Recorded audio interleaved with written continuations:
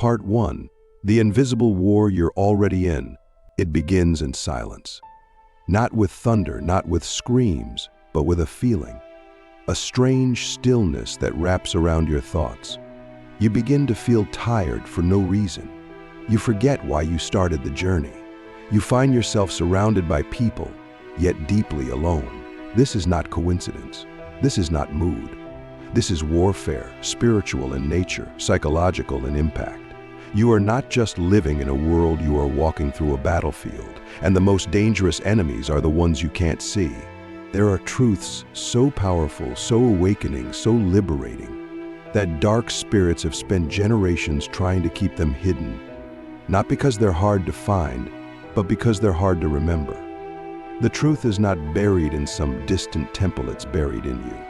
But the moment you get close to it, the resistance increases.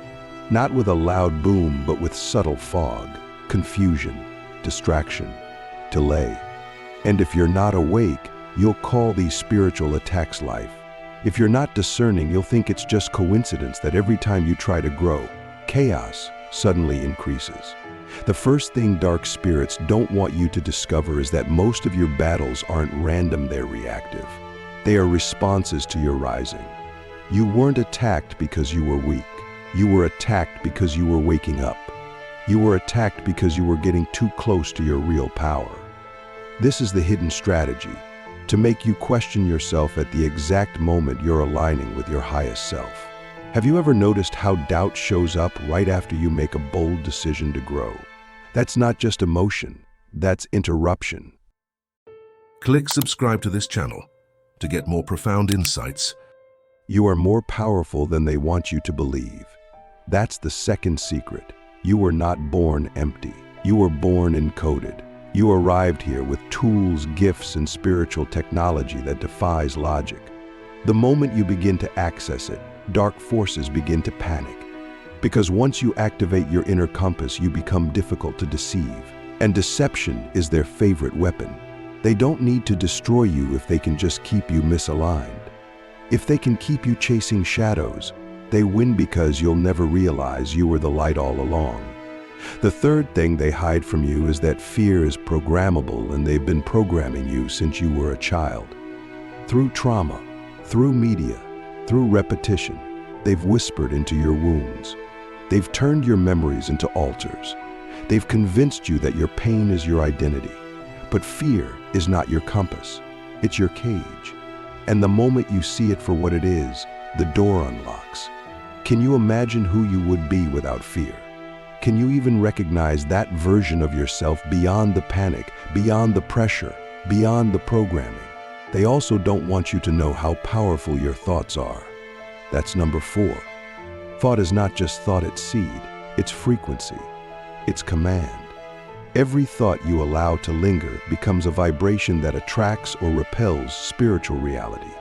They want you to believe your mind is just a place to process, not a place to plant. But the garden of your destiny grows in your mind first.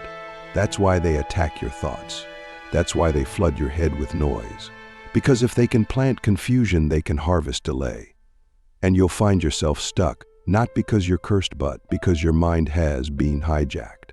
The fifth thing they don't want you to discover is that your environment is not neutral. Your space holds energy.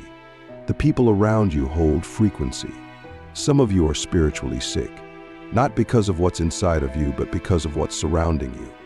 You're trying to heal in the same place that made you sick. You're trying to rise while staying connected to voices that are secretly rooting for your failure. They want your loyalty to dysfunction. They want your loyalty to history. But your destiny does not live where your past is comfortable.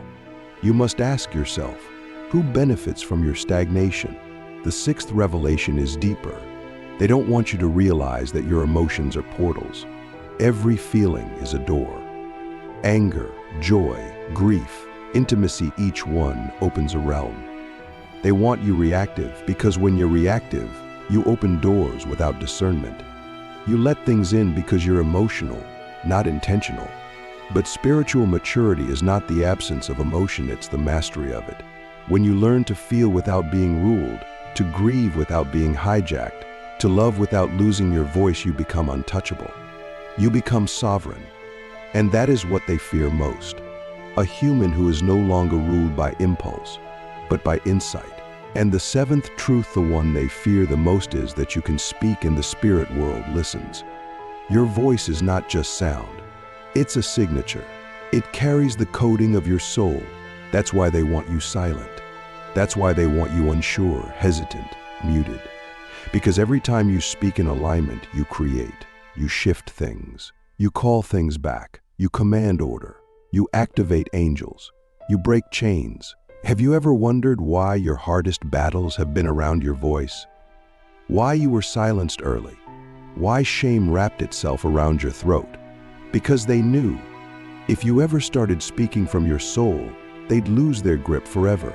The truth is, this battle isn't about religion. It's about remembrance.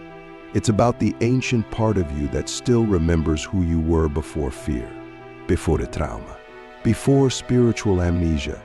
And every time you get quiet enough to hear that part, the war intensifies. That's not a sign to stop. That's a sign to go deeper. Because what's on the other side of that resistance is not just healing, it's awakening. You are not sent here to survive. You were sent to shake the ground. So we must become ruthless about remembering. We must become warriors of awareness. Because dark spirits don't fear your gifts. They fear your clarity. They fear the day you stop looking for permission. They fear the moment you stop outsourcing your worth. They fear the second you stop being impressed by illusions and start being aligned with truth. Because at that moment, the game changes. You stop reacting. You start commanding. You stop chasing. You start attracting. You stop fighting shadows. You start walking in light. This is not just motivation. This is spiritual intelligence. You were born into a system designed to keep you asleep. But you're waking up now. You're starting to feel it, the edge returning, the fire rekindling, the peace that doesn't make sense. And the moment you commit to this path, everything shifts. Your dreams become clearer. Your instincts sharpen. Your boundaries strengthen. And the noise begins to lose its power. But the path of awakening isn't comfortable. It's not clean. It requires you to let go of everything you used to call safe. It requires you to confront the parts of yourself that were trained to shrink. It requires you to question everything they told you was truth. And in that questioning, you will find yourself again. Not the version they manufactured. The version that was encoded before birth. The version that remembers the assignment. The version that cannot be manipulated. Ask yourself now, where in my life am I still living on autopilot? What have I accepted as just the way it is that might actually be a spiritual design to keep me small? These are the questions that birth awakening. And when you begin to live from these questions, you stop being seduced by distractions. You stop being entertained by shallow answers. You stop negotiating your peace, and you start walking like someone who remembers. You are not weak. You are not unworthy. You are not behind. You are simply surrounded by forces that fear your breakthrough. Because your breakthrough doesn't just set you free, it breaks chains for others too. And that ripple effect is what the darkness fears most. That you'll rise, that you'll speak, that you'll shine unapologetically, that you'll become a living reminder to others that awakening is possible. So we fight, not with fists or fear, but with fire, with awareness, with alignment, with the kind of presence that makes the room shift when you walk in. This is the kind of life dark spirits fear, and this is the kind of life you were born to live. Part 2, they attack what you don't know you carry. The most dangerous thing you can do is underestimate what you carry.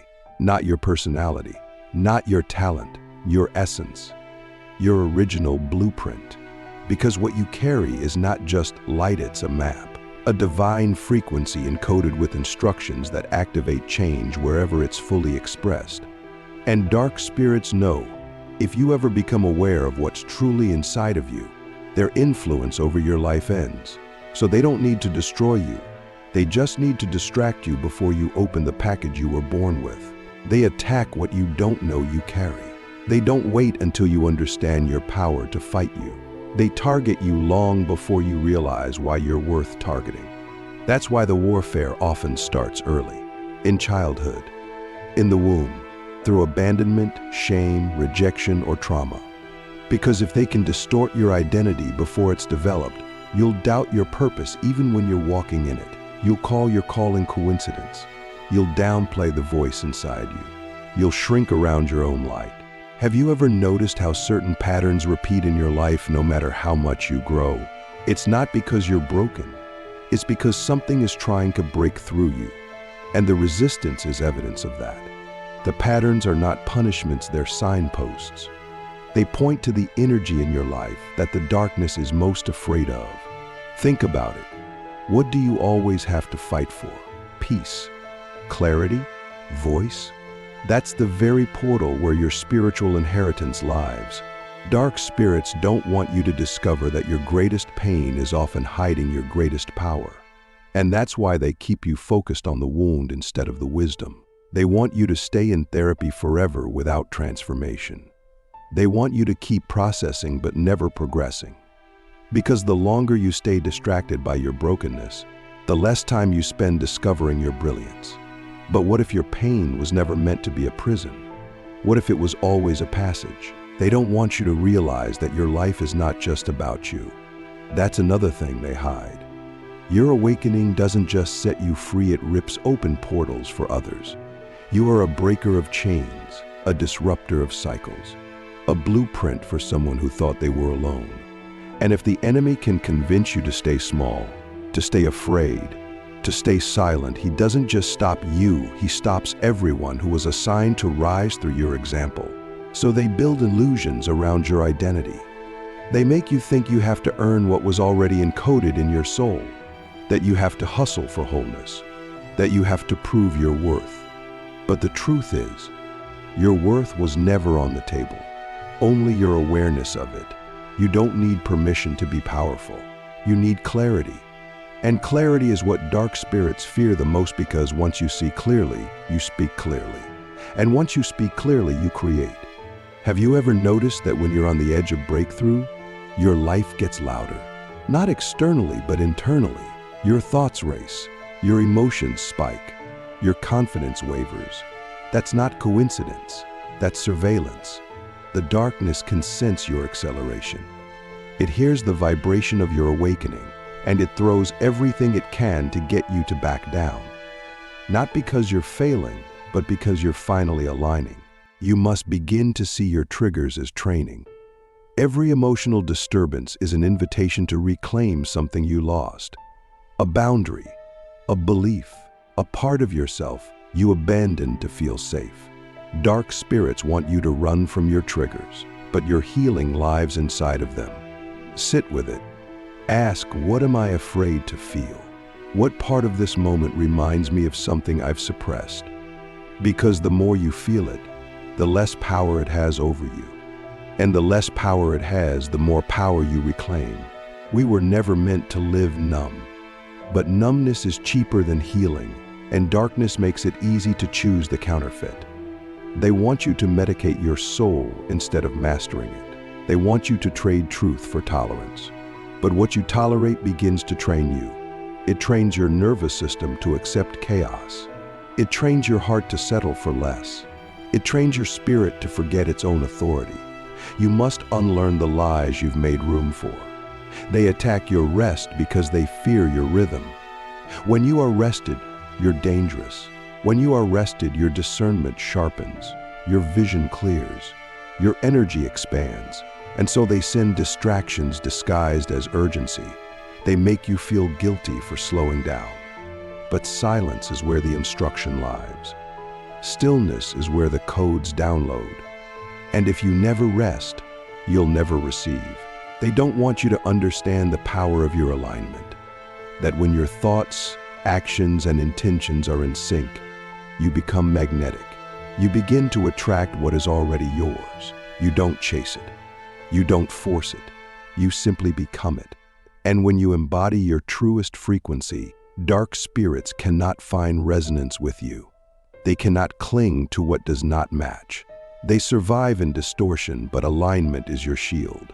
Have you ever met someone whose energy felt like clarity, like being near them woke something in you that had been asleep?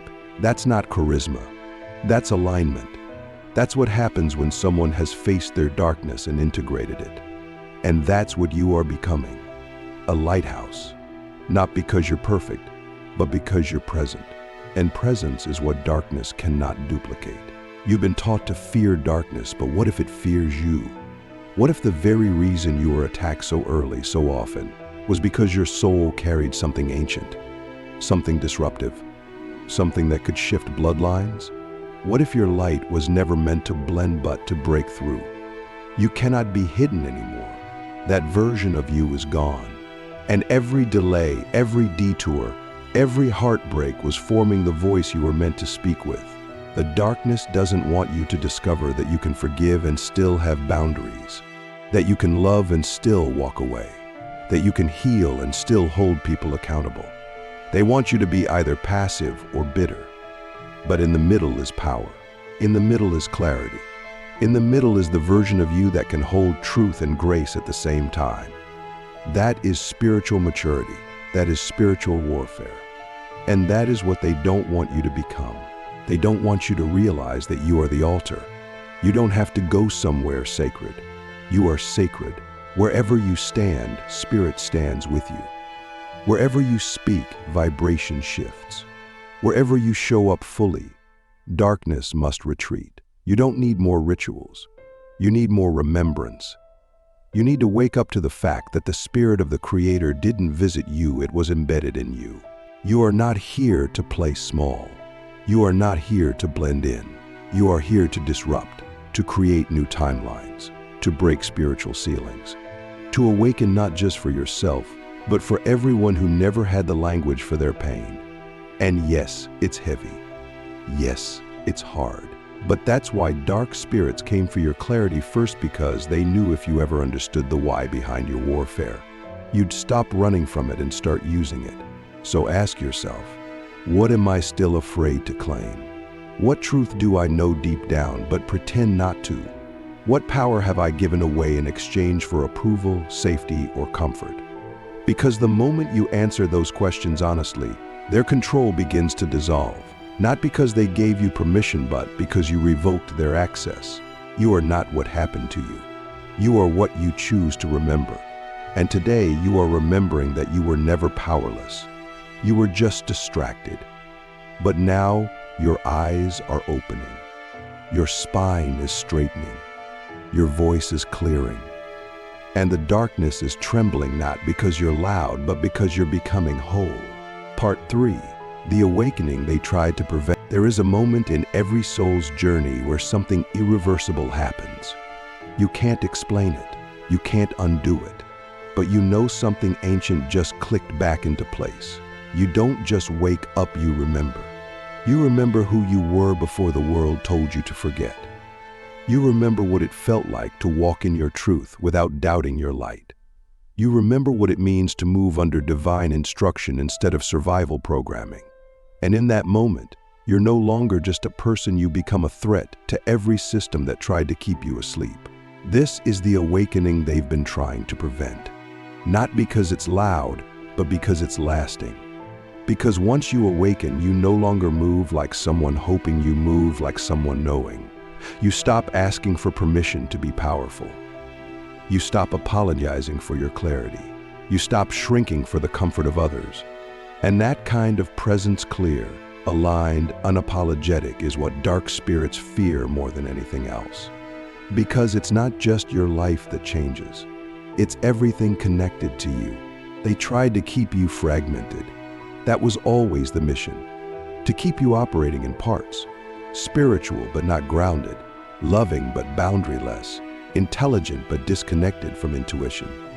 Because fragmentation is easier to manipulate. But now, integration has begun. You're no longer cutting off your shadow to be good. You're no longer denying your fire to be accepted. You are becoming whole. And a whole soul is unshakable, not because it doesn't feel pain, but because it knows what to do with pain. Have you noticed how different pain feels once you're awake? It doesn't paralyze you anymore, it teaches. It doesn't silence you, it sharpens you. It doesn't cause you to question your worth, it causes you to question your alignment. That's transformation. That's the shift dark spirits swore you'd never survive. They thought the heartbreak would break you. They thought the betrayal would bury you. They thought the delay would wear you down. But you used it all. You turned every scar into strategy, every tear into fire, every no into redirection. And now you move differently. You begin to see the game, the patterns, the energy, the manipulation, the projections, all the illusions that once confused you begin to lose their power. Because now you carry discernment, not just intuition, but spirit-informed clarity. You start seeing people for who they are, not who they pretend to be. You stop being impressed by titles, platforms, charisma. You look deeper. You listen for frequency. You feel for truth. And in doing so, you become immune to the distractions that once derailed you. They don't want you to discover that your presence alone is a weapon. That when you walk into a room with full awareness of your identity, the atmosphere shifts. Not because you're trying, but because you are aligned. That alignment disrupts manipulation. It exposes false agreements. It breaks unspoken contracts with shame, fear, and submission. You don't even have to speak. Your energy speaks for you. And that's what darkness fears most, those who no longer need to perform to be powerful. This is why they attacked your confidence. Why they wrapped shame around your boldness. Why they made you believe humility meant hiding. Because if you ever stood in your full frequency, you'd disrupt everything they built around you. You'd challenge the dynamics in your family. You'd shift the culture in your relationships. You'd alter the atmosphere of your entire life. And now that you're awake, you're doing just that. You're saying no to what once owned you. You're walking away from cycles that once seduced you. You're cutting ties with roles that once defined you. Not because you're angry, but because you're clear. And clarity is the rebellion. Clarity is the rebellion. Because clarity means you're no longer available for anything that diminishes your divine assignment. But here's the deeper truth. This awakening isn't the end, it's the beginning. The beginning of responsibility. The beginning of maturity. The beginning of spiritual authority that must be stewarded, not just celebrated. Dark spirits don't just fear your awakening, they fear your consistency. Because anyone can have a moment of clarity. But those who build their life around truth become unshakable. So now the question becomes, what will you do with this knowing? What will you build with this fire? What will you protect with this clarity? Because now that you've returned to yourself, you must protect your alignment like it's sacred, because it is. You must be intentional with your yes and ruthless with your no. You must filter every decision through the question, does this increase or dilute my consciousness? You will be misunderstood. That's part of the path. You'll lose people who only knew the version of you that was asleep. But don't grieve their absence, bless their exit. Because the higher you go in truth, the more silence you'll encounter around you. Not because you're wrong, but because you're rare. Because clarity is lonely until it's legacy. And you're no longer here to be liked. You're here to be light.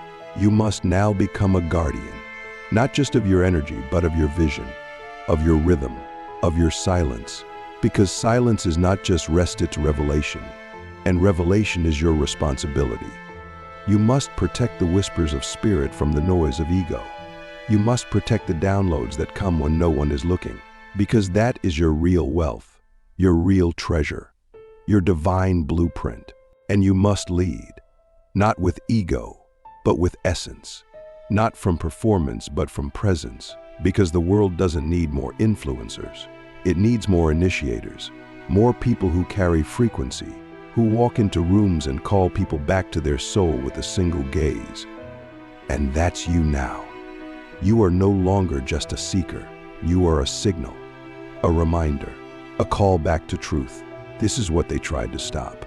They tried to bury you under trauma, under confusion, under self-doubt and soul fatigue. But they miscalculated the resilience of your spirit. They underestimated the timing of your awakening. And now you are awake. You are aligned. You are unstoppable, not because of what you do, but because of who you've remembered yourself to be. You are not just light. You are law. You are order. You are divine pattern. And everywhere you go, darkness must reckon with that. Because now you see, now you speak, now you command. And the spirit world is listening not just to your words, but to your walk. So move differently now. Move like the veil is gone. Move like the old version of you has been retired. Move like someone who knows they are carrying sacred fire. Because you are. And that fire doesn't just burn, it builds. It births. It breaks. It blesses. The awakening is complete. The illusion is shattered. The throne has been restored, not outside of you, but within. And now, the only question left is this: what will you do with the kingdom they never wanted you to find?